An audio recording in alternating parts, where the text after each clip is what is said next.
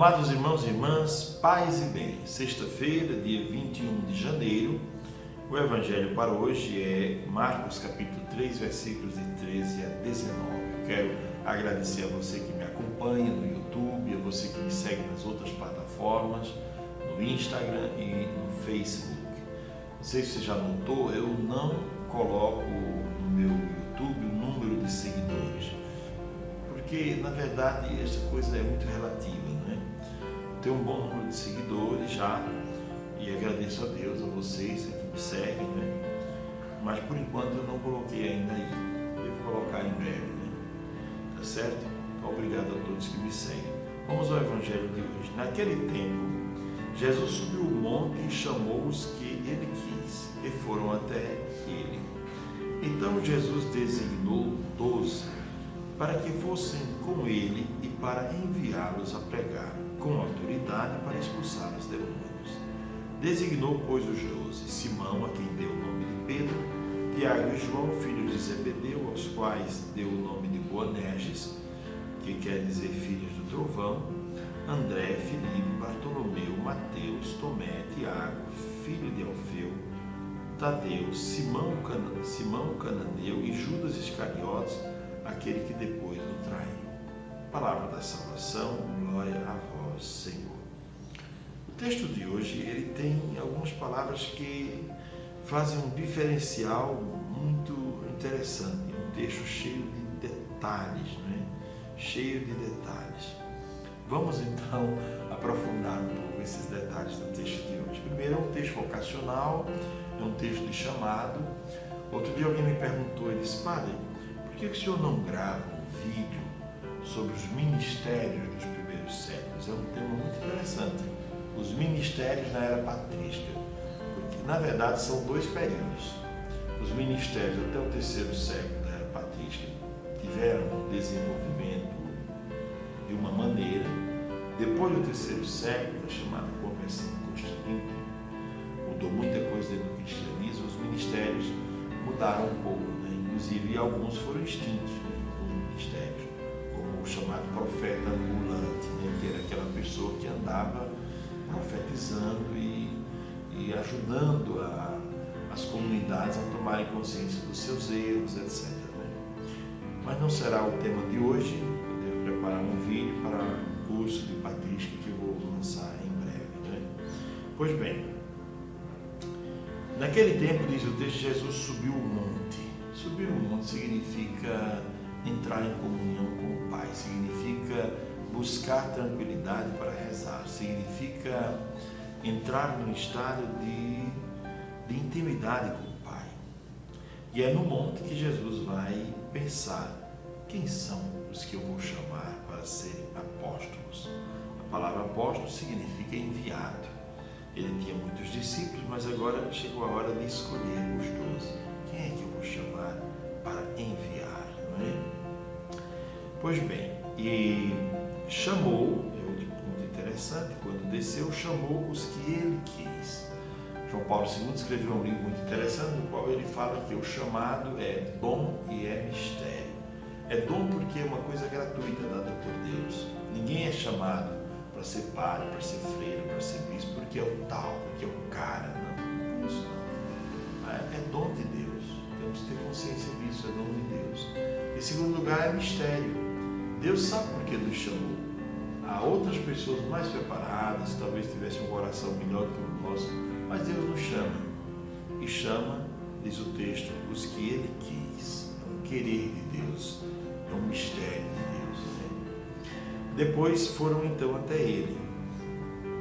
Jesus designou 12 para que ficassem com Ele. Aqui tem duas outras questões muito interessantes. 12, por que 12? Para recordar as tribos de Israel e para dizer que agora está surgindo um novo povo, uma nova criação, né? E todos os elementos são de uma nova criação, de um novo Éden que vai ser reorganizado, um novo povo que vai ser organizado, né? E para que ficassem com Ele. Então, a primeira coisa não é para enviar para uma tarefa. Nós temos na igreja muita gente tarefeira, que gosta de fazer tarefas, mas não gosta de rezar, não gosta de ler a Bíblia, não gosta de rezar um mistério desse, não gosta de se ajoelhar para contemplar o Santíssimo. Tem muita gente tarefeira. Jesus não chamou para fazer tarefas, primeiro chamou para ficar com Ele. Quando eu convido alguém para ser ministro da Eucaristia, ou para participar de alguma pastoral, da liturgia, da equipe de acolhida, o que eu digo? Olha, sinta isto como chamado de Deus, não para você realizar uma tarefa, mas primeiro para você estar perto de Deus. E se Jesus lhe chamou para um ministério, foi primeiro porque Ele tem um desejo de modelar a tua vida, de fazer uma pessoa melhor. Esse é o primeiro convite. Então, depois disso é que vem, o que é que eu posso fazer pela igreja? Isso é depois. Primeiro, o que a igreja pode fazer por você e o que Cristo pode fazer para lhe ajudar a ser uma pessoa melhor. Eu lembro de uma coisa que aconteceu comigo, muito interessante. Eu cheguei numa paróquia e aí eu estava vivendo um momento difícil, uma crise vocacional, eu era seminarista. Né? E aí quando eu cheguei, o padre era muito fino, muito santo, e ele percebeu que eu não estava bem. Então, eu cheguei na paróquia e disse: pois bem, padre, nós fomos designados para essa paróquia para ajudar o senhor, o que é que nós podemos fazer por essa paróquia? Aí ele disse: Fábio, a pergunta é outra. O que é que a paróquia pode fazer por vocês, pela vocação de vocês, para que vocês se tornem bons padres? O que é que eu como padre posso fazer por vocês? Então, quer dizer, às vezes a gente vai com a mão assim estendida pensando que nós vamos dar alguma coisa, mas na verdade, em muitos momentos da vida, nós é que precisamos receber. Há dias em que você está tão tranquilo que você pode oferecer o colo para alguém chorar, mas há outros dias em que você precisa do colo e tem que ter consciência disso e tem que ter clareza disso e humildade para aceitar o colo e dizer: não, hoje eu preciso de um colo para chorar, hoje eu não sou colo para oferecer aos outros, hoje eu preciso de um colo, hoje a necessidade é minha. Então é interessante que Jesus chama para que ficassem com Ele. Esse é o primeiro convite, quer dizer, se acostumar a viver com Cristo, criar uma cultura do Evangelho, se acostumar a viver o Evangelho de maneira espontânea. Veja que convite belo, um convite belíssimo. Então, antes de fazer qualquer coisa, nós somos convidados a viver com Cristo, gente. Levar uma vida modelada pelo Evangelho. Veja que beleza.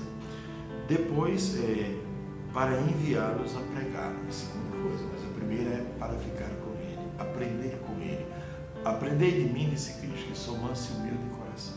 Então esse é o primeiro convite.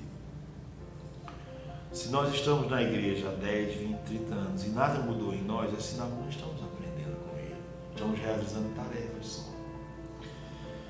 Pois bem, depois deu autoridade para eles, para que pregassem e para que expulsassem demônios também, para que travassem esse combate também, em nome de Jesus.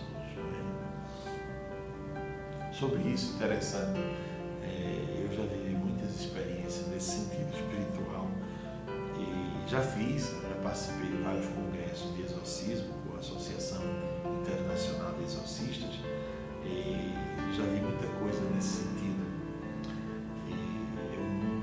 O mundo espiritual é um mundo fantástico, muito belo, mas também um mundo muito enigmático. E Jesus designou, pois, os 12, pessoas de personalidade diferente, pessoas de conteúdo diferente, pessoas de origem diferente, pessoas assim que pudessem enriquecer o grupo. Não eram pessoas de mundo, vindas de um único local, com um único modo de pensar, não.